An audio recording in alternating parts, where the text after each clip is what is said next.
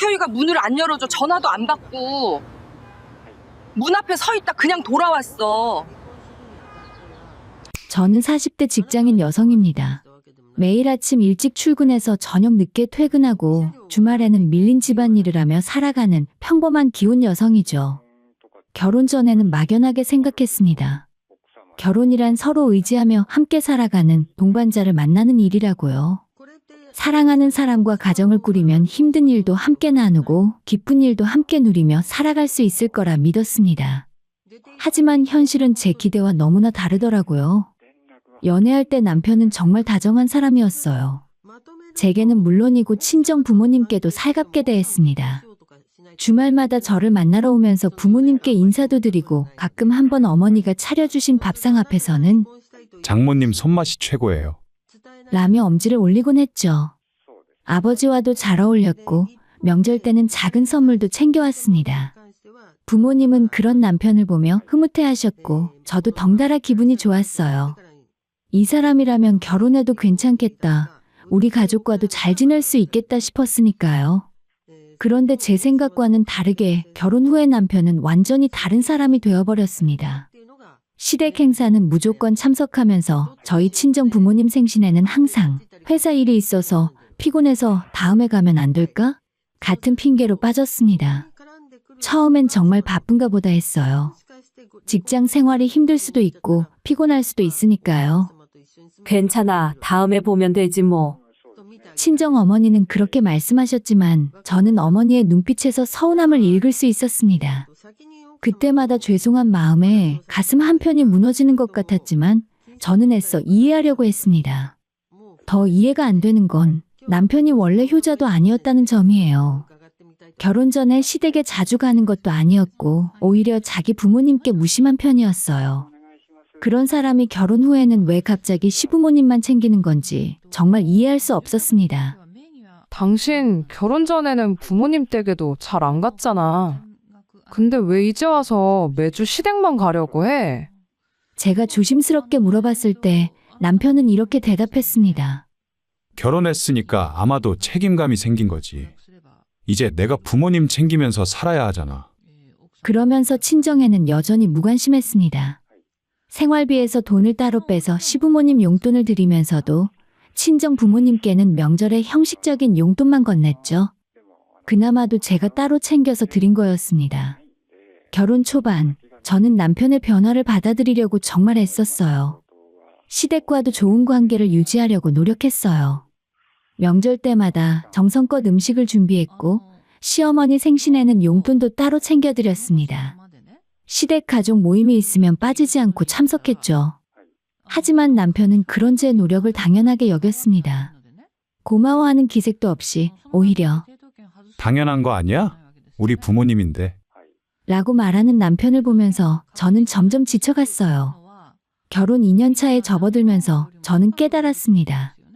이 사람은 자기 가족만 가족으로 생각하는구나. 제 가족은 그저 남의 집사람일 뿐이구나. 그리고 그런 태도는 절대 변하지 않을 거라는 걸요. 당신한테 친정 부모님은 대체 뭐야? 어느 날 참다 못해 이렇게 따져 물었을 때 남편은 이렇게 답했습니다. 그렇게 말하지 마. 결혼하면 시부모님도 당신 부모가 된 거잖아. 우리 부모님만 잘못이면 되는 거 아니야? 그 순간 저는 알았습니다. 이 결혼은 제가 생각했던 것과 완전히 다른 것이었다는 걸. 그리고 이 착각 속에서 얼마나 더 살아야 하는지 그게 두려워지기 시작했습니다. 결혼 전 남편은 매주 주말마다 저를 만나러 찾아왔어요. 따지고 보면 멀지 않은 거리였지만 그 시간을 내서 저를 보러 오는 게 당연하다는 듯이 찾아왔죠. 데이트도 하고 가끔은 친정에 들러 부모님과 함께 저녁을 먹기도 했습니다. 그때는 정말 행복했어요. 그런데 결혼하고 나니 모든 게 달라졌습니다. 주말마다 남편은 시댁으로 향했어요. 아침 일찍 일어나 준비를 하더니 어머니가 보고 싶대. 라며 혼자 시댁으로 갔습니다. 저보고 같이 가자는 것도 아니었어요. 저는 주말에도 밀린 빨래와 청소, 다음 주 식사 준비로 장을 보다 보면 하루가 다 지나갔습니다. 여보, 나도 주말에 좀 쉬고 싶은데. 같이 집안일 좀 해줄 수 없어? 제가 부탁하면 남편은 늘 이렇게 대답했습니다. 나도 평일에 일하느라 피곤해. 주말까지 집안일 하면 나는 언제 쉬어? 그러면서 소파에 누워 TV를 보거나 휴대폰만 들여다봤습니다. 저도 평일 내내 일하고 퇴근 후에도 저녁 준비에 설거지까지 하는데 남편은 자기만 피곤한 줄 아는 것 같았어요. 더 기가 막힌 건 시어머니의 태도였습니다. 어느 날 시댁에 갔을 때 시어머니가 이런 말씀을 하셨어요. 우리 아들이 결혼하고 나서 더 부모 생각을 많이 하네. 장가 가더니 효자가 됐어. 그 말을 듣는 순간 제 머릿속이 복잡해졌습니다. 시어머니는 아들이 매주 찾아오는 걸 당연하게 여기셨고 오히려 며느리인 제가 잘 교육시킨 것처럼 생각하시는 것 같았어요. 하지만 저는 아무것도 시킨 적이 없었습니다. 오히려 주말마다 혼자 남겨지는 게 서운했을 뿐이죠. 어머님, 저도 주말에는 남편이랑 같이 시간 보내고 싶거든요. 조심스럽게 말씀드렸더니 시어머니는 웃으시며 이렇게 말씀하셨습니다. 젊은 사람들이 뭘 그렇게 붙어 다녀? 결혼했으면 이제 부모 생각도 해야지. 그날 이후로 저는 시댁에 가는 게 점점 부담스러워졌습니다. 하지만 정작 큰 문제는 따로 있었어요. 정작 저희 친정 부모님 생신이나 친정 가족 모임 때마다 남편은 꼭 그 자리를 빠졌다는 겁니다. 친정 엄마 생신날에 저는 며칠 전부터 남편에게 말했어요. 여보, 이번 주 토요일 우리 엄마 생신이야. 저녁에 외식하기로 했으니까 같이 가자. 남편은 대충 알겠다고 대답했습니다. 그런데 생신 당일 아침 남편이 갑자기 말했어요. 미안한데 회사에서 급한 일이 생겼어. 토요일인데 출근해야 할 것 같아. 무슨 일인데 토요일까지 출근해야 해? 그럼 나한테 미리 말해주지 그랬어. 엄마한테 뭐라고 말하라고. 갑자기 생긴 일이라 어쩔 수 없잖아. 장모님께 내가 정말 죄송하다고 전해줘. 결국 저는 혼자 친정에 갔습니다. 괜찮다. 바쁜데 뭐. 친정 어머니는 그렇게 말하셨지만 친정 아버지의 표정은 좋지 않았어요. 형부와 언니 가족은 다 왔는데 저희 남편만 없으니 분위기가 이상했습니다. 그런데 다음 주 일요일 시어머니 생신이었어요. 남편은 새벽같이 일어나서 준비를 했습니다. 여보, 오늘 우리 어머니 생신이야. 일찍 가야 해. 지난주에 우리 엄마 생신 때는 회사 일 있다고 안 갔잖아. 제가 따지듯 말하자 남편은 당연하다는 듯이 대답했습니다. 그건 그거고 이건 이거지. 우리 어머니 생신인데 내가 안 가면 누가 가? 그럼 우리 친정엄마 생신 때는 나 혼자 가도 괜찮고? 장모님은 처형내도 있고 당신도 있잖아. 우리 어머니는 나밖에 없어.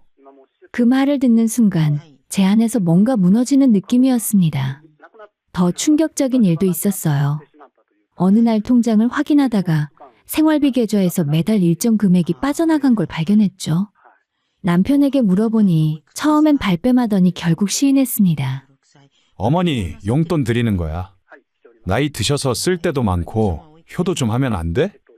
효도하는 건 좋은데 왜 내 허락도 없이 마음대로 생활비에서 빼가는데? 우리도 빠듯하게 사는 거 알잖아. 다른데 쓴 것도 아니고 부모님 용돈 드린 거잖아. 그런 걸 갖고 뭘 그래? 그럼 우리 부모님 용돈은? 당신이 한 번이라도 챙긴 적 있어? 남편은 대답하지 않았습니다. 아니, 대답할 수 없었겠죠. 친정 부모님께는 명절 때 제가 따로 챙긴 용돈 외에는 남편은 단 한 푼도 드린 적이 없었으니까요. 그날 밤 우리는 크게 싸웠습니다. 저는 남편의 이중적인 태도를 참을 수 없었고 남편은 제가 시댁을 무시한다며 화를 냈어요. 당신은 우리 부모님을 진짜 부모처럼 생각 안 하는 것 같아. 남편의 말에 저는 웃음이 나왔습니다. 진짜 부모처럼 생각 안 하는 건 당신이잖아. 우리 부모님한텐 아예 관심도 없으면서. 우리 집안에 시집을 오면서 시부모가 당신 부모도 된 거라니까. 왜 그걸 이해를 못해? 그 순간 저는 깨달았습니다. 이 사람은 절대 변하지 않을 거라는 것을요. 그리고 이런 식으로 계속 살다간 제가 먼저 망가질 거라는 걸요. 맞벌이하면서 집안일까지 혼자 도맡아 하고 시댁은 정성껏 챙기면서도 친정은 뒷전으로 밀리는 삶이요. 그게 과연 제가 꿈꿨던 결혼 생활일까요? 당연히 아니었습니다. 하지만 그때까지는 아직 참을 수 있을 거라고, 언젠가는 남편도 변할 거라고 믿고 싶었습니다. 그렇게 저는 조금씩 천천히 무너져 가고 있었어요. 그렇게 참으며 살던 어느 날, 제 인생을 완전히 바꿔놓은 사건이 일어났습니다. 그날 저는 친구와 약속이 있어서 외출을 하게 되었어요. 오랜만에 친한 친구를 만나서 영화도 보고 저녁까지 먹고 늦게 들어올 계획이었죠. 여보, 나 오늘 친구 만나서 늦게 들어올 거야.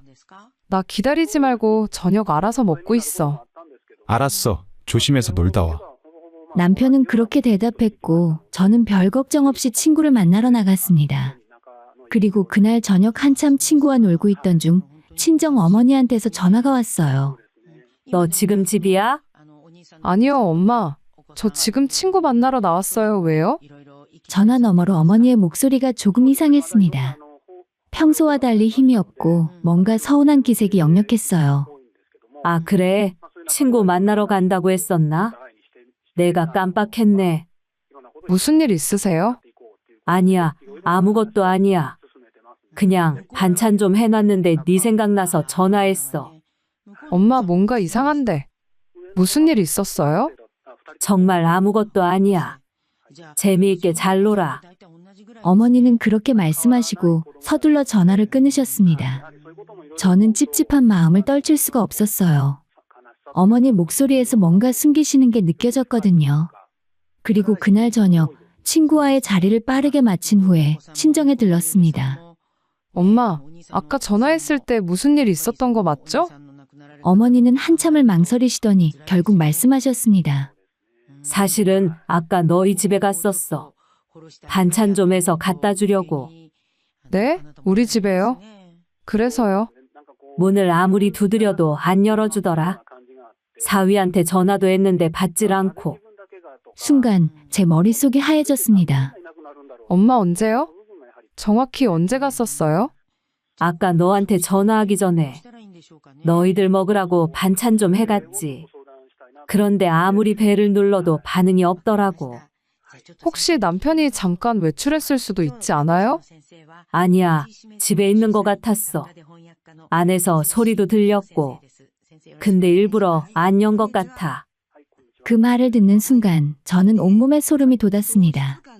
어머니는 제 표정을 보시더니 손을 내밀어 제 손을 잡으셨어요. 괜찮아. 엄마는 괜찮으니까 너무 신경 쓰지 마. 하지만 괜찮을 리가 없었습니다. 저는 그 순간 깨달았어요.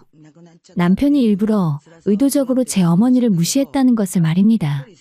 그리고 다시 저는 집에 돌아와서 남편을 마주했습니다. 남편은 평소처럼 소파에 앉아 TV를 보고 있었어요. 저는 침착하게 물어봤습니다. 오늘 하루 종일 집에 있었어? 밖에 나갈 일이 없었지. 그럼 누가 초인종 누른 거 못 들었어? 남편의 표정이 미묘하게 굳어지는 게 보였습니다. 초인종 못 들었는데 왜? 아까 우리 엄마가 왔을 때 반찬 갖다 주려고. 근데 아무리 벨 눌러도 안 열어줘서 그냥 가셨대. 아, 그랬어? 진짜 몰랐네. 그때 하필이면 샤워하고 있었나 봐. 분명한 거짓말이었습니다. 남편의 눈빛과 말투, 모든 게 거짓말이라고 소리치고 있었어요. 샤워는 얼마나 오래 했길래? 엄마가 집 앞에서 30분 넘게 기다리셨대. 당신한테 전화도 했다는데? 전화? 부재 중 전화 없었는데. 그래, 그럼 지금 확인해봐. 통화 기록.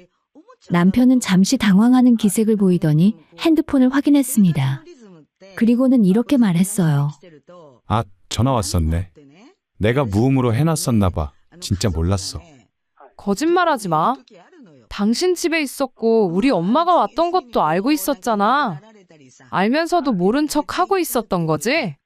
순간 남편의 얼굴이 굳어졌습니다. 그게 그러니까 왜 우리 엄마가 왔는데 문을 안 열어줬어? 대체 왜? 남편은 한참을 말이 없다가 결국 이렇게 말했습니다. 솔직히 귀찮았어. 장모님 오시면 또 이것저것 챙겨야 하고 신경 쓰이잖아. 그 말을 듣는 순간 저는 정말로 이 사람과 같은 공간에 있을 수가 없었습니다. 귀찮아서? 우리 엄마가 당신 생각해서 반찬 해가지고 온 건데 그게 귀찮아서 문도 안 열어줬다고? 너무 심하게 받아들이지 마. 그냥 그때 피곤하기도 했고. 피곤하면 문도 못 열어줘? 그게 사람이 할 짓이야? 제 목소리가 떨렸습니다. 분노 때문이 아니라 너무 허탈하고 슬퍼서였어요. 당신 어머니가 오셨을 때 내가 그랬으면 어땠을 것 같아? 문도 안 열어주고 전화도 안 받았으면? 그건 이야기가 좀 다르잖아. 뭐가 달라? 똑같은 부모인데 뭐가 달라? 남편은 제 말에 대답하지 못했습니다. 그날 밤 저는 잠을 이룰 수가 없었어요. 머릿속으로 어머니가 우리 집 앞에서 초인종을 누르고 전화를 하고 그러다가 결국 반찬 들고 쓸쓸히 돌아가시는 모습이 계속 그려졌어요. 얼마나 서운하셨을까, 얼마나 창피하셨을까. 그리고 저는 깨달았습니다. 이건 단순한 무관심이 아니라는 것을 말입니다. 남편은 의도적으로 계획적으로 제 가족을 소외시키고 있었다는 걸요. 그날 이후 저는 결심했습니다. 더 이상은 참지 않겠다고, 이 결혼을 끝내겠다고요. 하지만 그냥 끝낼 수는 없었습니다. 제 부모님을, 특히 어머니를 그렇게 모욕한 대가를 치르게 해야 했으니까요. 복수를 준비하기 시작했습니다. 그날 이후 저는 겉으로는 아무렇지 않은 척했습니다. 남편과 평소처럼 대화하고 밥을 차려주고 출근 준비를 도왔어요. 하지만 제 마음속에는 이미 확고한 계획이 세워지고 있었습니다. 먼저 저는 우리 집의 법적 소유권을 다시 한번 확인했습니다. 다행히 집은 처음부터 전부 제 명이었어요. 결혼할 때 친정 부모님께서 지원해 주신 돈과 제가 모아둔 돈으로 마련한 집이었고, 남편은 결혼할 당시에 단 한 푼도 보탠 적이 없었습니다. 당시에 남편이 나중에 보태주겠다고 했지만 결국 한 번도 돈을 준 적이 없었죠. 등기부 등본을 떼어보니 명확했습니다.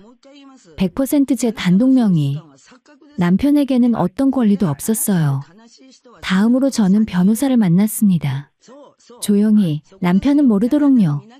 제 명의로 된 집을 배우자 동의 없이 처분할 수 있나요? 네, 가능합니다. 단독 명의 재산이라면 소유주 마음대로 처분할 수 있어요. 변호사의 답변을 듣고 저는 확신을 얻었습니다. 그럼 이혼 전에 집을 매각해도 문제 없을까요? 재산 분할 문제가 있을 순 있지만 일단 매각 자체는 가능합니다. 다만 구체적인 상황을 좀 더 들어봐야 할 것 같은데요. 저는 변호사에게 그동안의 상황을 설명했습니다. 결혼 생활 동안 남편이 재정적으로 기여한 게 거의 없다는 것과 오히려 생활비를 몰래 빼서 시댁에 보냈다는 것, 제 부모님을 지속적으로 무시하고 모욕했다는 것까지요. 그 정도면 재산 분할에서도 유리한 위치에 계십니다. 집 매각 후에 이혼 진행하셔도 법적으로 큰 문제는 없을 것 같습니다. 모든 준비가 끝났고 이제 실행만 남았어요. 어느 주말, 저는 남편에게 제안했습니다. 여보, 다음 주나 다다음 주에 시어머니랑 둘이 여행 한번 다녀와. 남편은 의아한 표정을 지었어요. 갑자기 왜? 당신 항상 어머니랑 시간 보내고 싶어 하잖아. 나도 요즘 회사 일 때문에 스트레스 받아서 혼자 좀 쉬고 싶고. 진짜? 당신 정말 괜찮아? 나도 그때 연차 낼 생각인데 혼자 조용히 집에서 쉴 거야. 당신은 어머니 모시고 좋은 데 다녀와. 남편의 얼굴이 환해졌습니다. 어머니와 단둘이 여행 갈 생각에 신이 난 거죠. 그럼 제주도 어때? 엄마가 제주도 가고 싶어 하셨거든. 그래, 제주도 좋지. 3박 4일 정도 다녀와. 여기 여행 경비에 보태. 저는 준비해둔 현금 봉투를 건넸습니다. 남편은 기뻐하며 받아들였어요. 고마워. 엄마가 진짜 좋아하시겠다. 그 모습을 보면서 저는 속으로 비웃었습니다. 끝까지 자기 어머니 생각만 하는 사람이구나. 다녀와서 맛있는 거 사줄게. 남편이 그렇게 말했지만 저는 알고 있었습니다. 그가 돌아올 집은 더 이상 없다는 것을요. 남편에게 여행 가라고 말을 해두고 저는 가장 먼저 평소 알고 지내던 부동산 중개인에게 연락했어요. 저희 집 급매로 내놓을 거예요. 최대한 빠르게 처리 가능할까요? 얼마나 빨리요? 가능한 빨리 해주세요. 어차피 집은 바로 비울 생각이거든요. 너무 빨리 팔다 보면 제값을 못 받을 수도 있어요. 시세보다 조금 낮게 내놓을게요. 대신 확실한 사람만 찾아주세요. 그리고 이틀 후에 부동산에서 연락이 왔습니다. 매수자 나왔습니다. 내일 계약 가능하다는데요. 좋아요. 바로 진행해주세요. 계약 당일 저는 부동산 사무소에 앉아서 차분하게 서류에 서명했습니다. 매수자는 젊은 신혼부부였어요. 새로 시작할 보금자리를 찾아서 기뻐하는 그들의 모습을 보면서 저는 묘한 감정을 느꼈습니다. 축하드려요. 행복하게 사세요. 감사합니다. 좋은 집 구하게 돼서 저희가 더 감사하죠. 계약금을 받고 잔금 일정을 잡고 모든 게 순조롭게 진행됐습니다. 일주일 후면 그 집은 완전히 다른 사람의 것이 될 예정이었어요. 그리고 저는 짐을 쌌습니다. 제 물건들과 친정에서 가져온 것들, 제가 산 가전제품들까지 전부요. 남편 물건은 하나도 건드리지 않았습니다. 그저 제 것만 챙겼어요. 친정 부모님과 함께 이삿짐을 싸기 시작했고 저는 조용히 짐을 옮겼습니다. 정말 이렇게 하는 게 맞겠니? 어머니가 걱정스러운 표정으로 물으셨어요. 이렇게라도 안 하면 제가 미칠 것 같아요. 하지만 엄마, 그날 일 생각하면 아직도 화가 나요. 엄마가 우리 집 앞에서 얼마나 서운하셨을지. 그걸 생각하면 절대 용서할 수 없어요. 아버지가 제 어깨에 손을 얹으셨습니다. 그래, 네 결정을 존중한다. 너 하고 싶은 대로 해라. 그렇게 저는 모든 짐을 빼냈고 집은 텅 비었습니다. 남편의 옷가지와 몇 가지 생활용품만 덩그러니 남아 있었어요. 그리고 남편에게 문자를 보냈습니다. 여행 잘하고 있어? 돌아오면 전화 한 통 해. 할 얘기가 있어. 남편에게서 답장이 왔어요. 응, 엄마랑 잘 놀고 있어. 내일 김포로 돌아갈 거야. 무슨 얘기를 하려고? 내일 얘기할게. 그냥 푹 쉬어. 저는 핸드폰을 내려놓고 창밖을 바라봤습니다. 이제 모든 것이 곧 끝나가고 있었어요. 다음 날 저녁 남편에게서 전화가 왔습니다. 여보, 나 집 앞인데 왜 문이 안 열려? 비밀번호 바뀐 거야? 드디어 때가 온 거였습니다. 저는 침착하게 대답했어요. 그래, 바뀌었어. 왜? 비밀번호 뭐야? 그 집은 이제 우리 집이 아니야. 뭐? 전화 너머로 남편의 당황하는 소리가 들렸습니다. 지금 무슨 소리야? 나랑 장난해. 장난 아니야. 사실 지난주에 그 집 팔았어. 이미 새 주인한테 넘어갔거든. 미쳤어? 내 동의도 없이 어떻게 집을 팔아? 남편의 목소리가 점점 높아졌습니다. 당신 동의? 그 집이 당신 명이야? 내 명의 집인데 내가 팔면 안 돼? 그래도 부부인데 어떻게 이럴 수가 있어? 저는 차갑게 웃었습니다. 부부 사이인데 장모를 집 앞에서 쫓아내? 그게 부부 사이에 할 짓이야? 순간 전화 너머가 조용해졌습니다. 설마 그 일로 아직도 화났어? 화났냐고? 당연히 화났지. 아니, 화를 넘어서 당신이라는 사람 자체가 역겨워. 이혼하자. 이혼 서류는 변호사 통해서 보낼게. 다음 주에 집 산 사람들 이사 들어올 거니까 당신 짐은 빨리 빼야 할 거야. 현관 비밀번호 카톡으로 보내줄게. 그리고 저는 전화를 끊었습니다. 남편의 울부짖는 소리 따위는 더 이상 듣고 싶지 않았으니까요. 전화를 끊고 나서 저는 한동안 멍하니 앉아 있었습니다. 수년간 쌓였던 분노와 서러움이 한꺼번에 터져 나오면서 동시에 묘한 후련함도 느껴졌어요. 드디어 시작했구나. 끝을 향해 달려가기 시작했구나. 남편에게서 전화가 수십 통 걸려왔지만 저는 받지 않았습니다. 문자도 수없이 왔어요. 제발 전화 좀 받아. 얘기 좀 하자. 미안해. 정말 미안해. 다시는 안 그럴게. 집을 어떻게 팔 수가 있어? 우리 어떻게 살라고? 이제 당신 부모님한테도 잘할게. 제발 한 번만 용서해줘. 하지만 저는 냉정하게 모든 메시지를 무시했습니다. 이미 돌아갈 수 없는 다리를 건넜고 돌아갈 생각도 없었으니까요. 이틀 후에 남편이 친정으로 찾아왔습니다. 시어머니와 함께였어요. 초인종이 울렸고 친정 아버지가 문을 여셨습니다. 사돈어른 안녕하십니까? 시어머니가 90도로 허리를 숙이며 인사했습니다. 평소에는 그렇게 당당하시던 분이 완전히 풀이 죽어 계셨어요. 들어오세요. 아버지는 무표정하게 그들을 거실로 안내하셨습니다. 남편과 시어머니는 제 앞에 무릎을 꿇었습니다. 남편의 눈은 빨갛게 충혈되어 있었고 시어머니는 눈물을 흘리고 계셨어요. 제발 용서해줘. 내가 정말 잘못했어. 남편이 떨리는 목소리로 말했습니다. 우리 아들이 잘못했다. 전부 내가 잘못 키워서 그래. 제발 한 번만 봐줘. 시어머니도 손을 비비며 애원했습니다. 저는 그들을 차갑게 내려다봤어요. 어머님 아들이 집까지 찾아온 저희 엄마를 현관밖에서 돌려보냈어요. 뻔히 집에 있으면서 모르는 척하고 문도 안 열어줬다고요. 알고 계셨어요? 시어머니는 당연히 모르셨겠죠.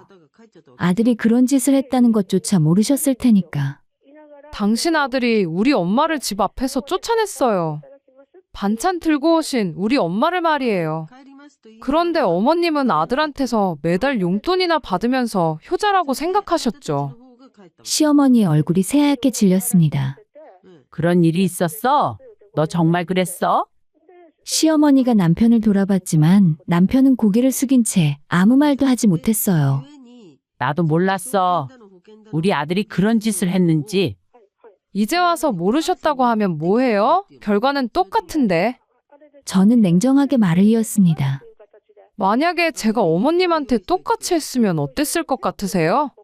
어머님이 우리 집에 오셨는데 제가 일부러 문을 안 열어주고 전화도 안 받았으면요. 시어머니는 입술을 떨며 아무 말도 하지 못했습니다. 당연히 난리 나셨겠죠. 그런 며느리는 쫓아내야 한다고 하셨겠죠. 미안하다는 말로 다 되는 줄 아세요? 우리 엄마가 얼마나 서운하셨을지, 얼마나 창피하셨을지 생각이나 해보셨어요? 제 목소리가 떨렸습니다. 그날의 일을 떠올리니 다시 화가 치밀어 올랐어요.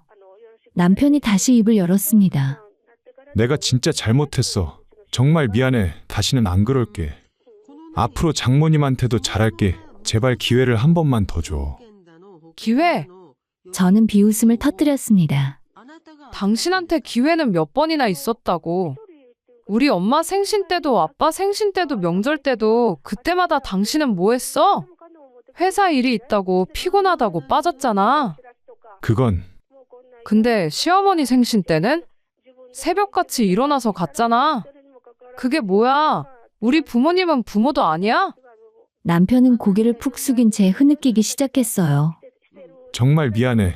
내가 정말 잘못했어. 이제 와서 우는 거 보기 싫어. 당신이 우리 엄마한테 한 짓 생각하면 그 눈물도 거짓말 같아. 그때 친정 어머니가 옆에서 조용히 말씀하셨습니다. 그만하자. 이제 그만. 엄마가 그렇게 당했는데 제가 어떻게 참아요? 괜찮아. 엄마는 괜찮으니까. 하지만 괜찮지 않다는 걸 저는 알고 있었습니다. 어머니의 눈빛에서 그날의 서러움이 아직도 남아있다는 걸 느낄 수 있었으니까요. 저는 남편을 똑바로 쳐다봤습니다. 집은 이미 팔렸고 돌이킬 수 없어. 당신 오늘 내일 중으로 빨리 다 찾아가. 그럼 나는 어디서 살라고? 시댁으로 가면 되잖아. 엄마를 그렇게 좋아하니까 당신은 엄마랑 사는 게 딱 맞을 것 같은데. 제 말에 시어머니가 얼굴을 들었습니다. 며느리, 제발 우리 아들 한 번만.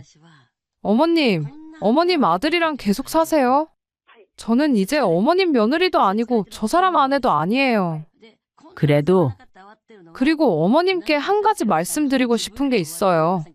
저는 시어머니를 똑바로 바라봤습니다. 아들이 자기 부모만 챙기는 게 효도라고 생각하세요? 그건 효도가 아니라 이기심이에요. 진짜 효도는 배우자의 부모도 함께 존중할 줄 아는 거예요. 시어머니는 아무 말도 하지 못했습니다. 그리고 아드님이 매달 드렸던 용돈, 그거 저희 생활비 통장에서 몰래 빼간 거예요. 어머님은 그것도 모르고 받으셨죠? 뭐라고? 생활비 계좌에서 매달 50만 원씩 빠져나갔으니까 확인해 보세요. 바로 그 돈이 어머님 용돈이었어요. 시어머니의 얼굴이 창백해졌습니다. 너 정말 그랬어? 며느리 몰래? 시어머니가 남편을 돌아봤지만 남편은 대답하지 못했어요. 저는 가방에서 이혼 서류를 꺼냈습니다. 이혼 동의서야. 여기 서명해줘. 재산 분할은 없어. 집은 원래 내 거였고 당신은 기여한 게 하나도 없으니까. 여보, 제발. 서명 안 하면 재판으로 이혼 진행할 거야. 그럼 당신이 한 일들이 전부 공개될 텐데 그게 좋아? 남편은 떨리는 손으로 서류를 받아 들었습니다. 정말 돌아갈 수 없어? 없어. 당신 같은 사람이랑 하루도 더 못 살아. 그동안 나름 열심히 살았는데 시댁만 챙기는 게 열심히 사는 거야? 우리 부모님은 당신 눈에 사람도 아니었던 것 같은데. 남편은 결국 서류에 서명했습니다. 눈물을 뚝뚝 흘리면서요. 미안해. 그 말은 우리 엄마한테나 해. 나한테 하지 말고. 남편과 시어머니는 그렇게 일어섰습니다. 시어머니는 나가면서 한 번 더 뒤를 돌아봤지만 저는 외면했어요. 문이 닫히고 그들의 발자국 소리가 멀어졌습니다. 친정 어머니가 제 손을 잡으셨어요. 진짜 이렇게 괜찮겠니? 네, 이제 괜찮을 거예요. 아무 걱정하지 마세요. 그리고 저는 처음 진심으로 편안한 한숨을 내쉬었습니다. 긴 악몽이 드디어 끝난 것 같았어요. 이혼 후에 저는 제 선택을 숨기지 않기로 했습니다. 지인들이 물어보면 솔직하게 대답했어요. 잘 지내는 것 같더니 왜 이혼했어? 남편이 우리 엄마한테 현관문도 안 열어줬어. 사위 주려고 반찬까지 들고 오셨는데 집에 있으면서 일부러 무시했지. 그 말을 들은 사람들은 모두 경악했습니다. 세상에 그런 사람이 어디 있어? 장모한테 그럴 수가 있어? 남편에 대한 평판은 순식간에 바닥을 쳤습니다. 당연한 일이었죠. 누가 봐도 말도 안 되는 행동이었으니까요. 1년이 지난 지금 우연히 남편 소식을 들었습니다. 그때 저와 이혼한 뒤에 아직도 혼자 산다고 하더군요. 새로운 인연도 없고 시댁에서 얹혀 살고 있다고 했어요. 그 사람 요즘 어떻게 지내는지 알아? 지인이 뜬금없이 전 남편에 대해 물었을 때 저는 담담하게 대답했습니다. 몰라, 관심도 전혀 없고. 정말이었습니다. 더 이상 그 사람에 대한 어떤 감정도 남아있지 않았어요. 대신 저는 제 삶을 되찾았습니다. 친정 부모님과 더 자주 시간을 보내고 하고 싶었던 일들을 하나씩 시작했어요. 무엇보다 마음이 편안해졌습니다. 어느 날 어머니가 물으셨어요. 우리 딸 이혼한 거 후회되진 않니? 아니요, 엄마. 하나도 안 후회돼요. 그래도 혼자 사는 게 외롭지 않을까? 혼자 사는 게 훨씬 나아요. 그 사람이랑 사는 게 더 외로웠어요. 정말 그랬습니다. 함께 살면서도 혼자였던 그 시간들보다 진짜 혼자가 된 지금이 훨씬 평온했어요. 결혼은 단지 두 사람의 사랑만으로는 안 됩니다. 서로의 가족을 존중하고 배려할 줄 알아야 하죠. 자기 부모만 소중히 여기고 배우자의 가족을 무시하는 사람과는 절대 행복할 수 없다는 것을 저는 뼈저리게 배웠습니다. 돌이켜보면 그날의 결정은 제 인생 최고의 선택이었어요. 조금 더 늦었다면 더 깊은 상처를 받았을 테고 헤어나오기 더 힘들었을 거예요. 저는 지금 생활이 진심으로 행복합니다. 그리고 이 이야기를 듣는 분들께 말씀드리고 싶어요. 단지 참는 게 미덕이 아닙니다. 자신과 자신의 가족을 지키는 게 진짜 용기예요. 저는 그때 이혼한 것을 후회하지 않습니다. 지금까지 단 한 번도요.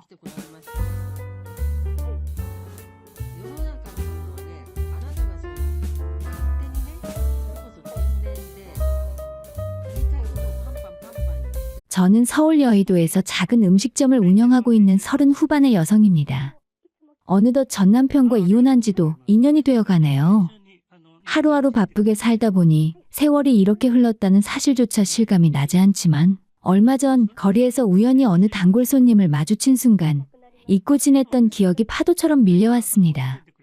그 단골 손님은 바로 제 전 남편의 재혼녀였어요. 물론 지금은 그 사람과 또다시 이혼한 상태예요. 저와 헤어진 후 얼마 지나지 않아 그분과 재혼했지만 아이 문제로 금세 갈라서게 되었죠. 주위에서는 그 여자를 마주치면 껄끄럽지 않느냐고 묻지만 오히려 저는 단 한치의 감정도 남아있지 않더라고요. 오히려 마음 한편이 시원해지기까지 했어요. 마치 대신 복수를 해준 사람처럼 느껴지기도 했습니다. 사실 전 남편과 이혼할 때는 말로 표현할 수 없는 마음고생을 겪었어요. 이혼 후에도 한동안 응어리진 감정을 떨쳐내지 못했는데 그분 덕분에 제 마음이 많이 풀린 것 같아요. 이 이야기를 여러분께 들려드리면 좋겠다는 생각이 들어서 이렇게 글을 쓰게 되었습니다. 남편과 저는 소개팅으로 만나 결혼했어요. 서로의 집안도 평범했고 결혼 과정에서 큰 어려움은 없었습니다. 단 하나 예외가 있었다면 바로 시어머니의 보통 수준을 넘는 손주 집착이었죠. 아직 결혼도 하기 전 처음 인사드리러 갔을 때부터 시어머니는 손주 이야기를 빼놓지 않으셨어요. 떡두꺼비 같은 손주만 낳아주면 며느리로서 그 이상 바라는 것이 없다는 말까지 하셨죠. 그리고 제가 결혼하고 신혼여행을 다녀오자마자 아이는 언제쯤 가질 거냐는 질문이 이어졌습니다. 솔직히 저도 아이를 빨리 갖고 싶은 마음이 있었기에 당시에는 어머니의 말이 부담스럽게 느껴지지는 않았어요. 어린아이들을 좋아했던 저였고 젊을 때 아이를 낳아야 키울 때 덜 고생한다는 말에도 공감했거든요. 그래서 남편과도 아이를 빨리 갖기로 했고 어머니는 그 소식을 듣고는 몸에 좋다는 음식들을 바리바리 챙겨주셨습니다. 하지만 그 마음 깊은 곳에는 손주를 향한 집착이 자리하고 있었죠. 문제는 시간이 흘러도 저희 부부 사이에 임신 소식이 없었다는 겁니다. 처음엔 조금 더 기다리면 되겠지 싶었어요. 그러나 몇 달이 지나도 결과가 없자 점차 불안감이 밀려왔고 어머니는 점점 노골적으로 잔소리를 시작하셨습니다. 왜 이렇게 소식이 없냐? 몸이 허해서 그런 거 아니야? 다른 사람들 보면 다들 며느리가 잘 만났던데. 그런 말들이 저를 괴롭혔습니다. 저는 제 나름대로 정말 열심히 노력했어요. 건강도 관리했고 운동도 꾸준히 했고 보약도 챙겨 먹었습니다. 그런데도 어머니는 제가 신경을 쓰지 않아서 안 되는 거라며 질책하셨죠. 그럴 때면 정말 억울하고 서운했어요. 마치 열심히 공부하고 있는데 엄마가 방에 들어와서 공부는 안 하냐고 잔소리할 때의 답답한 심정, 딱 그랬습니다. 그래도 마음을 편하게 고쳐먹기로 했습니다. 많은 사람들이 그러더군요. 급할수록 조급해하지 말고 마음을 편히 가지는 게 가장 중요하다고요. 스트레스를 받으면 임신이 더 어려워진다고 했습니다. 그래서 시어머니의 말도 한 귀로 흘려듣고 그때부터는 임신에 연연하지 않기로 다짐했죠. 하지만 또다시 몇 달이 지나고 꾸준히 노력했지만 여전히 결과는 같았습니다. 그때부터 불안감은 조급함을 넘어서 조금씩 공포로 번지기 시작했어요. 혹시 나는 불임이 아닐까 하는 의심이 슬그머니 마음속에 자리 잡기 시작한 거예요. 그렇게 가슴 졸이며 남편의 손을 잡고 병원을 찾았습니다. 검사를 받는 동안 손끝이 떨리고 결과를 기다리는 시간은 끝없는 긴장 그 자체더라고요.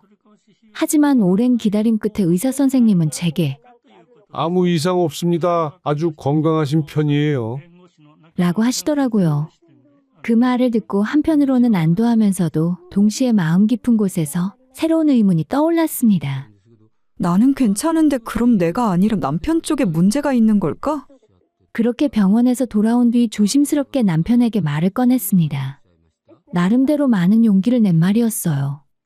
나한테 특별한 이상은 없었으니 혹시 모르니까 당신도 검사를 한번 받아보는 게 어떻겠냐고 말이죠. 하지만 제 말에 남편은 표정이 싹 변하며 도무지 이해할 수 없는 반응을 보였습니다. 그런 걸 뭐하러 검사해? 나는 멀쩡하다니까? 멀쩡한데 그런 창피한 검사를 왜 하냐? 제 말에 되도 않는 자존심을 내세우며 단칼에 거절했습니다. 저는 그저 확실하게 해두고 싶었던 것뿐인데 오히려 제 말을 의심하는 듯한 태도를 보이더라고요. 이렇게 아이가 안 생기는데 최소한 당신이랑 나 둘 중 누구에게 문제가 있는지는 정확히 알아야 하지 않겠어? 그렇게 말했지만 남편은 아예 제 말을 들으려 하지 않았습니다. 자신은 멀쩡하다며 괜히 쓸데없는 소리 하지 말라고. 검사 받는 건 체면이 구겨지는 일이라며 펄쩍 뛰더라고요. 결국 저는 억울함과 답답함에 참았던 말들이 터져나왔어요. 자기 몸을 제일 잘 아는 사람은 본인일 수 있지만 건강이라는 건 겉으로 멀쩡해 보여도 모르는 사이에 문제가 생길 수도 있어. 내가 이렇게 부탁하는데 그저 한번 검사해주는 게 그렇게 어려운 일이야? 제 진심이 닿기를 바랬지만 남편은 그저 화를 내기 바빴습니다. 그렇게까지 나오는 걸 보며 혹시 이미 본인에게 문제가 있다는 걸 알고 있어서 검사를 피하는 건 아닐까 하는 의심마저 들었죠. 그 생각을 꺼냈더니 남편은 더 크게 반발하며 제가 자신을 모욕한다고 말했습니다. 남편의 이기적인 태도에 저는 점점 지쳐갔고 그 갈등은 시어머니에게까지 번지고 말았어요. 남편이 제 말을 시어머니께 전했는지 어느 날 시어머니가 저를 찾아와서 한바탕 난리를 피우셨습니다. 이게 어디서 우리 아들을 불임이라고 몰아가? 너 미쳤니? 멀쩡한 애를 왜 그런 식으로 의심하냐고. 저는 최대한 침착하게 병원에서 아무 이상 없다고 진단받았다고 혹시 모르니 검사라도 한번 받아보자는 거였다고 설명했지만 시어머니는 저를 문제 있는 며느리로 몰아붙이며 눈 하나 깜빡이지 않았습니다. 내 새끼한테 그런 거 없어. 문제 있는 건 너라고, 너. 그날 저는 정말 크게 다짐했습니다. 이 집안과는 더 이상 함께할 수 없겠구나. 모두 저한테만 원인을 찾고 제 말을 거짓으로 몰며 모멸감을 주는 이 상황은 단순한 오해나 갈등이 아니었어요. 분노로 표정 관리를 못하고 있는 제게 결국 시어머니는 마지막 말을 던졌습니다. 그냥 이혼해. 우리 아들 인생 더 망치지 말고. 이만큼 염치 없이 붙어 있었으면 됐잖아. 이혼, 그 한마디가 제게는 해방처럼 느껴졌습니다. 이미 마음속에서는 오래전부터 끝나고 있었던 관계였거든요. 하지만 저는 한 가지는 분명히 짚고 넘어가야겠다고 생각했습니다. 최소한 나는 유책 배우자가 아니라는 것을요. 명백한 의료 진단을 받았고 그것을 근거로 요청한 것이 이혼 사유가 된다면 법정에서도 저희 정당성이 인정될 거라고 확신했습니다. 만약 이 과정에서 남편이나 시어머니가 제게 불리한 방향으로 몰고 가려 한다면 저도 가만히 있지 않을 생각이었어요.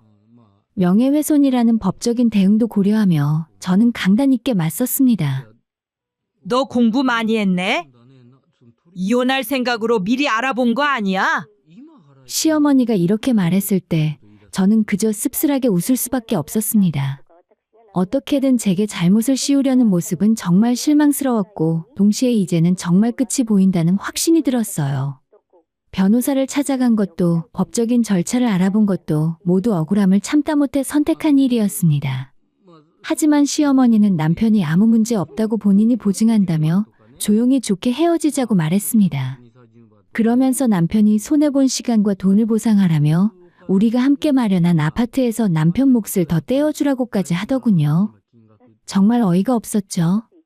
혼인 기간도 길지 않았고 명백히 유책 배우자는 제가 아니라 저쪽인데 왜 제가 보상을 해야 하죠? 그렇게는 안 되겠지만 끝까지 우기면 어디 한번 가보자. 그래서 저는 맞섰습니다. 억지 부리면 다 되는 줄 아는 태도. 이제는 정말 지긋지긋하더라고요. 이혼하는 과정에서 남편 역시 시어머니와 다를 게 없었어요. 처음엔 사랑하는 사람이라 믿었던 그가 점점 제게 등을 돌리고 같은 방식으로 상처를 주는 모습을 보며 마음이 식어갔습니다. 저는 어느 순간 결심했죠. 이런 집안, 이런 사람들과는 더 이상 엮이지 않겠다고. 그리고 끝까지 저를 물고 늘어진다면 저도 가만히 있지 않겠다고요. 시어머니는 애도 못 낳는 저런 애랑 결혼시키느라 들어간 돈이 어마어마하다. 손해본 돈의 반이라도 받아야겠어. 저는 오히려 그 말에 결심을 굳혔습니다. 그리고 명예훼손으로 시어머니를 고소했어요. 어디 한번 끝까지 가보자. 내가 얼마나 억울했는지 보여주자. 가만 보면 시어머니는 자기 말이 곧 진리인 줄 아는 사람이었어요. 논리나 사실보다는 기세로 밀어붙이는 데 능한 사람. 하지만 세상은 그렇게 만만하지 않다는 걸 알려주고 싶었습니다. 결국 남편과 저 모두 다시 검사를 받아야 하는 상황이 되었고 저는 한치의 망설임 없이 다시 검사를 받았어요. 그리고 당연하지만 결과는 역시 정상이었죠. 그 순간 제 마음속에서 큰 돌덩이가 하나 떨어져 나가는 기분이었습니다. 거짓말 취급당하고 불임이라는 오명을 뒤집어 쓴 억울함을 이보다 더 명확히 씻어낼 방법이 또 있었을까요? 그런데 놀랍게도 남편 역시 정상이었습니다. 저는 솔직히 그 결과가 당황스럽더라고요. 그렇게까지 검사를 거부하고 발끈했던 걸 보면 뭔가 있는 줄 알았거든요. 하지만 사실이 그렇지 않다는 걸 받아들이면서도 중요한 건 거기서 끝이 아니라는 걸 깨달았습니다. 문제는 아이가 생기지 않았다는 사실이 아니라 그 문제를 함께 해결하려는 자세가 없었다는 것이에요. 그제야 비로소 제가 무엇과 싸우고 있었는지 명확해졌어요. 시댁은 검사 결과가 나왔음에도 여전히 저를 몰아붙였습니다. 시어머니는 악에 받쳐 욕설을 퍼붓고 제 검사 결과를 인정하지 않겠다며 난동을 피웠어요. 조작된 거라느니 거짓이라느니. 그 순간 다시 한번 고소장을 꺼냈습니다. 이번에도 고소를 한 번 더 당해야 정신 차리시겠어요? 이제는 더 이상 참지 않기로 했습니다. 진심 없는 사과라면 받을 이유도 없다고 생각했죠. 하지만 결국 시어머니와 남편은 저를 찾아왔고 마지못한 표정으로 사과를 했습니다. 그 사과가 진심이 아니라는 건 충분히 알 수 있었지만 남편이 무릎을 꿇고 싹싹 빌며 잘못을 인정하는 모습에서 그나마 제 감정의 일부가 정리되는 듯 하더라고요. 그 모습 하나만으로도 그들에겐 충분한 벌이 되었다고 생각해요. 결국 저는 합의를 해주었고 사건은 공소권 없음으로 종결되었습니다. 하지만 그 외의 이혼 과정은 결코 깔끔하지 않았습니다. 상처가 너무 많았고 모욕도 감당하기 힘들었어요. 하지만 끝내 제대로 매운맛을 보여줬습니다. 제 자존심을 지켜냈고 억울함을 증명했고 함부로 누군가를 모욕하는 일이 어떤 결과를 낳는지 알아듣게 만들었어요. 이제 저는 더 이상 미안해하지 않습니다. 제 잘못이 아닌 일로 고개 숙이던 지난 시간은 끝났거든요.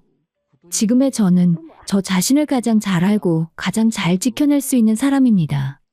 이혼 후 제 삶에 다시 불을 붙이고 싶었어요. 누구의 아내도 아닌, 누구의 며느리도 아닌 온전히 나 자신으로서 새롭게 시작하고 싶었어요. 그래서 오랫동안 마음속에 품고 있던 꿈을 실행에 옮겼습니다. 다니던 직장을 정리하고 제가 진심으로 좋아하는 일이었던 음식점을 제 친동생과 함께 차릴 준비를 시작했어요.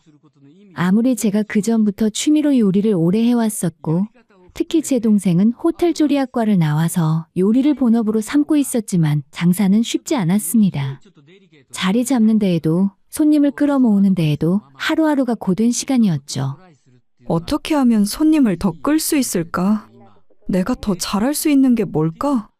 그런 고민을 매일같이 했고 맛은 물론 서비스 하나하나에도 신경을 쓰며 최선을 다했습니다. 여의도라서 점심시간에는 길거리에 직장인들로 붐볐고 저는 어떻게든 그들을 전부 제 가게로 데려와야겠다고 생각했어요. 그 덕분인지 매출도 서서히 안정세에 접어들고 단골 손님들도 하나둘 늘어나기 시작했습니다.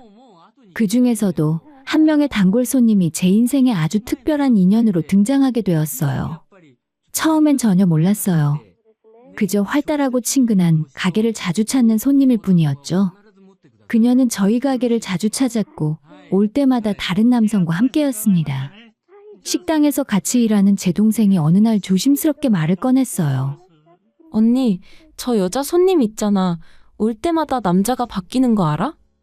처음엔 그냥 지인이나 거래처 사람인가 했는데 아무리 봐도 아닌 것 같아. 처음엔 우연이라 생각했습니다. 요즘은 사람을 쉽게 만나고 쉽게 헤어지는 시대니까요. 누구를 만나든 얼마나 만나든 그건 각자의 삶이니까요. 저는 그저 우리 가게를 좋아해주는 손님이라고 생각하며 신경 쓰지 않으려 했습니다. 하지만 시간이 지나면서 자연스레 가까워졌고 그 손님도 밝고 다정한 성격으로 저와 종종 대화를 나눴습니다. 음식이 너무 맛있다며 고맙다고 웃는 그녀를 보며 저 역시 정이 들기 시작했죠. 그래서 종종 서비스도 챙겨주고 따뜻하게 대했습니다. 그런데 어느 날 가게 문이 열리며 들어온 낯익은 얼굴이 제 심장을 덜컥 내려앉게 만들었습니다. 자주 오는 단골 손님인 그녀와 함께 예전의 시어머니 그 지긋지긋한 얼굴이 제 앞에 다시 나타났어요. 두 사람이 일행으로 왜 같이 들어오는지 순간 이해할 수가 없었어요. 거의 3년이나 지나서 오랜만에 보는 재회였지만 저는 그녀의 얼굴을 잊을 수가 없었습니다. 그녀 역시 저를 보자마자 미소 하나 없이 거만하게 쳐다봤고 이미 제가 이곳을 운영한다는 사실을 알고 온 눈치였습니다. 사실 이 근처에서 일하는 전 남편과 이전의 가게 앞에서 우연히 마주친 적이 있었거든요. 아마 그때 제 가게 위치를 알고 어머니께 말했던 모양입니다. 여긴 어쩐 일이세요? 설마 아직도 저한테 볼 일 있으신가요? 최대한 담담하게 물었습니다. 그랬더니 시어머니는 비웃듯 코웃음을 치며 내가 식당에 밥 먹으러 왔지. 너한테 뭐 볼 일이 있다고? 하며 얄밉게 대답했습니다. 손님이 왔으면 자리를 안내해야 할 거 아니야. 마치 무슨 주인 노릇이라도 하는 듯 소리를 치더라고요. 장사고모고 진심으로 가게에서 쫓아내고 싶었습니다. 당신한테 밥 팔기 싫다고 이 가게에 다시는 오지 말라고 소리치고 싶었어요. 하지만 다른 손님들도 계셨고 괜히 장사 분위기를 망칠 수는 없었기에 꾹 참았습니다. 그녀를 자리에 안내하려는 순간 품에 안고 있던 포대기 속 아기가 눈에 들어왔어요. 예전 시어머니는 환하게 웃으며 아기의 얼굴을 쓰다듬었습니다. 우리 손주 아이고 예뻐라. 조금만 참아. 할미가 밥 먹고 집에 갈게. 며느리 너도 이리 들어와라. 너는 무슨 이런 가게를 맛집이라고 그러니? 그리고는 아기가 있으니 조용한 방으로 안내하라며 큰 소리쳤습니다. 그제야 저는 직감적으로 알 수 있었어요. 그 아기는 바로 그 손님과 전 남편 사이에서 태어난 아이였던 겁니다. 순간 세상은 정말 좁다고 느껴졌어요. 시간이 지나고 모든 게 정리됐다고 생각했는데 또다시 그들이 내 인생에 끼어들 줄은 몰랐습니다. 하지만 예전의 제가 아니었죠. 무너지고 울던 그 시절의 제가 아닌 스스로 삶을 일으켜 세운 지금의 나였습니다. 저는 끝까지 침착하게 자리를 안내했고 웃음 한 점 없는 얼굴로 다시 주방으로 향했어요. 그들의 존재는 제게 더 이상 상처가 아닌 그저 한편의 지난 이야기에 불과하다는 걸 스스로에게 다짐하면서요. 시어머니의 품에 안겨있던 아기를 보며 저는 눈을 찌푸릴 수밖에 없었습니다. 우리 손주하며 입이 귀에 걸린 예전 시어머니의 그 말에 눈길이 자연스레 아기에게 향했지만 어딘가 이상한 기분이 자꾸 들었어요. 아무리 돌도 안 지난 아기라지만 아이의 아빠인 전 남편과 닮은 구석이 하나도 없었던 겁니다. 고개를 갸웃거리는 제 표정을 시어머니가 놓칠 리 없었죠. 곧바로 저를 흘겨보며 얄밉게 웃더니 말 한마디를 툭 내뱉었습니다. 너는 왜 남의 손주를 그렇게 빤히 보니? 자기가 못 낳은 아이를 보니까 싱숭생숭해서 그래. 그 말 한마디에 저는 그녀가 왜 이 가게를 찾았는지 단번에 알 수 있었습니다. 저한테 손주를 자랑하러 온 것, 그 한 가지 목적이었죠. 그녀는 제가 부러워할 거라고 생각했을 겁니다. 제가 그토록 원해도 갖지 못했던 아이를 다른 여자가 낳아줬다는 사실을 제 눈앞에서 확인시켜주고 싶었던 거예요. 하지만 저는 그런 유치한 감정에 휘둘릴 만큼 어리석지 않았습니다. 다만 이 모든 상황이 기이하고 우습고 또 처연한 감정이 들 뿐이었어요. 한때는 저도 저 자리에 앉아 며느리라는 이름으로 가족 행세를 했던 사람입니다. 그러나 지금은 손님과 사장으로 단골과 주방장의 거리로 이렇게 다시 마주하게 될 줄은 몰랐습니다. 그 순간 시어머니가 다시 한 번 말을 뱉었어요. 그래서 부럽니? 솔직히 말해봐. 새 며느리는 너보다 어려서 그런가? 한 번에 임신도 되고 이렇게 떡두꺼비 같은 손주도 나한테 안겨줬다니까. 역시 문제가 있었던 건 너였던 거야. 그 말에 가슴 깊은 곳이 욱신거렸습니다. 애써 꾹꾹 눌러놓았던 기억들이 다시 하나둘 수면 위로 떠오르기 시작했죠. 그래요? 하나도 안 닮아서 그 사람 아이인 줄 몰랐네요. 제가 그렇게 말했을 때 시어머니는 화들짝 놀라며 펄쩍 뛰었습니다. 무슨 소리야? 우리 손주야. 자기가 애도 못 낳으니까 남의 손주 보고 배 아파서 그러는 거냐? 그러면서 또다시 저를 불임녀로 몰아붙였습니다. 마치 고장난 테이프처럼 똑같은 말을 반복했죠. 그리고는 뜬금없이 누군가를 향해 손짓하며 말했습니다. 우리 며느리가 얼마나 착하고 시원시원한 아가씨인지 몰라. 너랑은 비교도 안 돼. 그러니 이렇게 금방 아이도 생기고 우리 손주도 안겨준 거지. 예전 시어머니는 아이 얼굴을 들여다보며 또 한마디를 했습니다.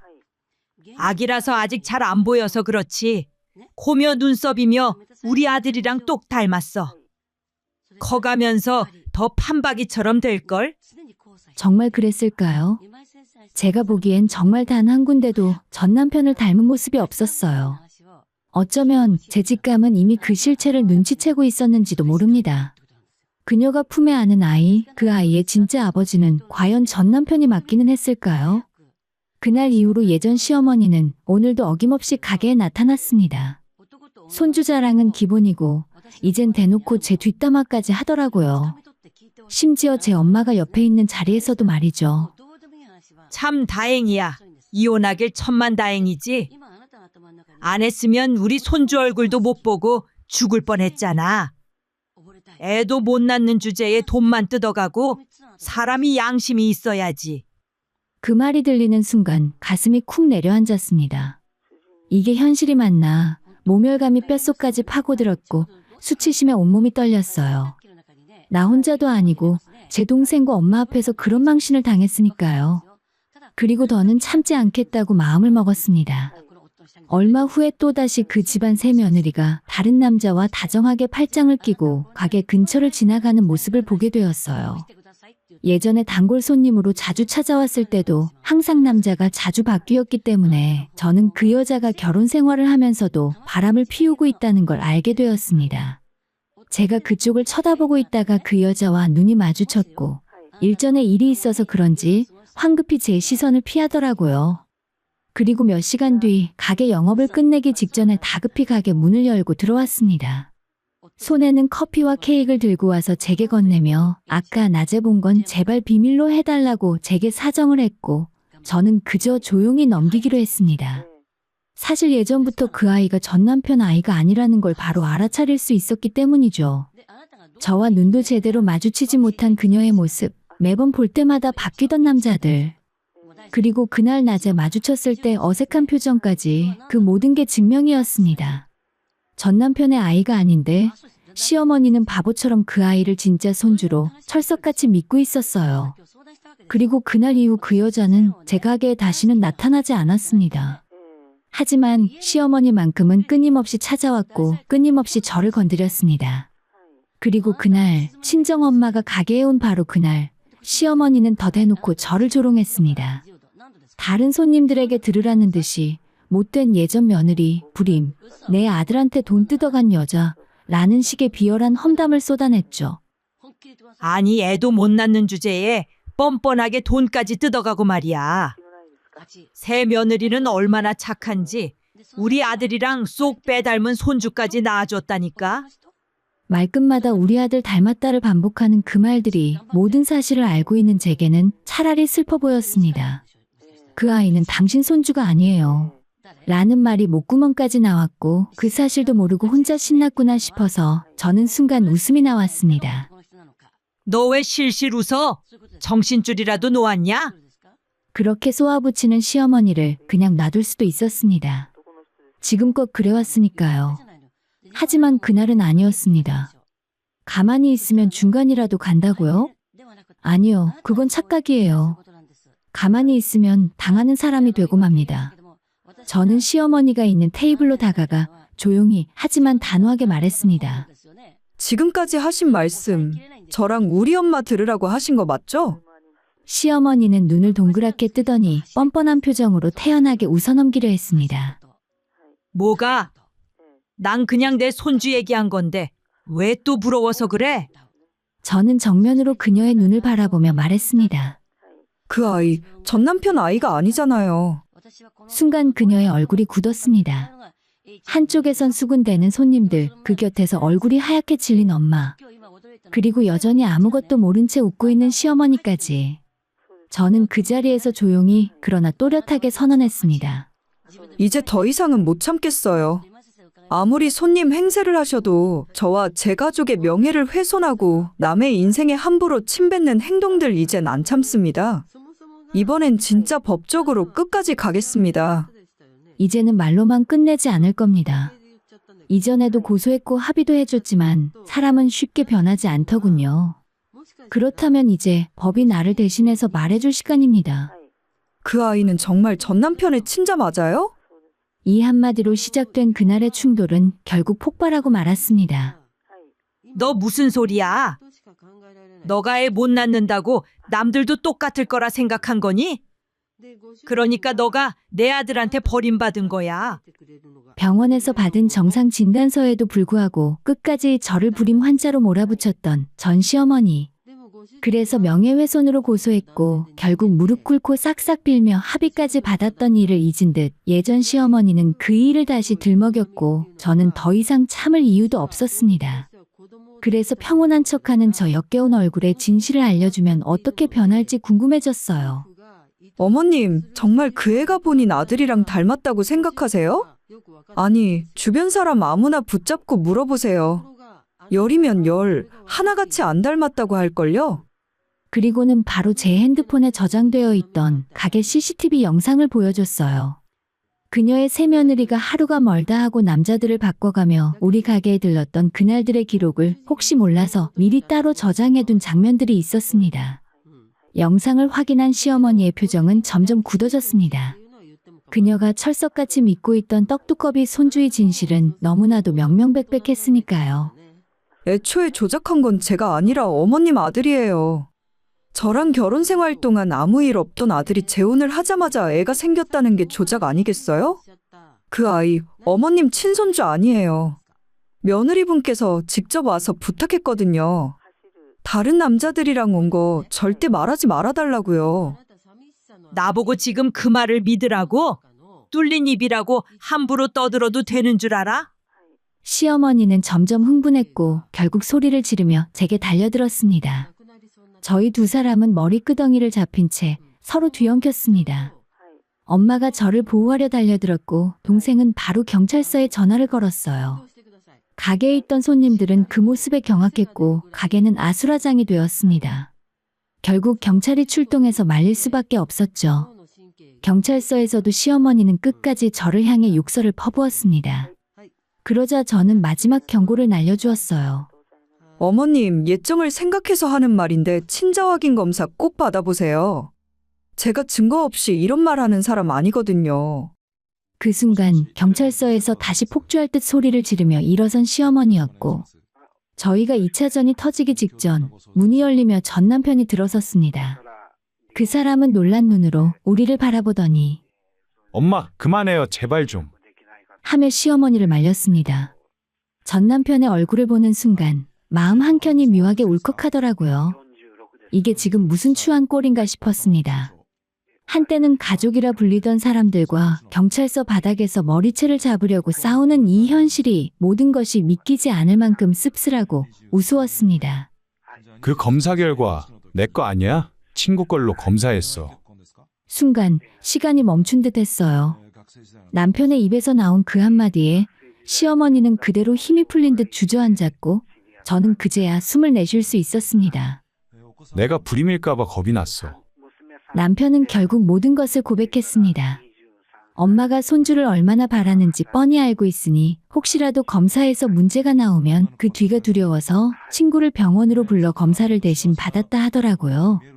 진실은 그렇게 의외로 허무하게 드러났습니다.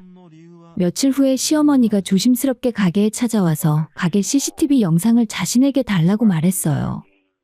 이혼 소송의 증거로 써야 한다. 그 아이 진짜 우리 아들 아이가 아니더라. 떡두꺼비는 무슨... 이미 친자 검사 결과가 나왔다고 했습니다. 그토록 우리 손주라던 아이가 결국 다른 남자의 아이였다는 사실. 새 며느리는 본인도 몰랐다면서 오리발을 내밀었고 누구의 아이인지 기억도 안 난다며 변명을 늘어놓았다고 하더군요. 그 말이 진실이든 거짓이든 이제 와서 중요한 건 하나였습니다. 시어머니가 원하는 증거는 제 손에 있다는 것, 그 사실 하나였죠. 저는 그 요청을 단칼에 거절했습니다. 저한테 먼저 사과하는 게 순서 아닌가요? 그리고 지금 와서 무슨 자격으로 부탁하세요? 제 말에 시어머니는 태도를 바꾸기는커녕 또다시 나를 세웠습니다. 이게 다 네가 저주해서 그런 거야. 우리 아들 인생 망한 거 다 너 때문이잖아. 그 말에 저는 천연덕스럽게 눈앞에서 CCTV 영상을 지워버렸습니다. 전부 지워버렸어요. 그러니까 이제 돌아가세요. 제 행동의 분을 참지 못한 시어머니는 또 가게에서 난동을 부렸고 또다시 경찰이 출동했습니다. 가게는 아수라장이 되어버렸고 그녀는 경찰 손에 이끌려 사라졌어요. 그 이후로도 시어머니는 여러 번 찾아왔습니다. 제발 한 번만 도와주라. 내가 잘못했다. 이젠 우리 아들의 인생이 걸린 일이야. 라면서 저한테 싹싹 빌기도 하더라고요. 하지만 저는 냉정하게 문전박대를 했습니다. 상처를 준 사람에게는 그만한 책임이 따른다는 것을 보여줘야 했기 때문입니다. 지금도 마음 한편은 이렇게 말을 하는 것 같아요. 그 사람이 진심으로 사과한다면 언젠가 내가 마음을 풀 수도 있겠지. 그땐 그 영상을 다시 복구해서 꺼내줄 수도 있겠지. 하지만 분명한 건 그들이 먼저 반성하고 진심을 보여야 한다는 것. 아무리 애원해도 그저 상황을 모면하려는 태도라면 그건 진정한 사과가 아니니까요. 이 모든 사건을 겪으며 저는 한 가지를 배웠습니다. 마른 마음의 그릇이고 자신의 말에 책임을 질 줄 모르는 사람은 결국 자기 무덤을 자기 입으로 파게 되어 있다는 것을요.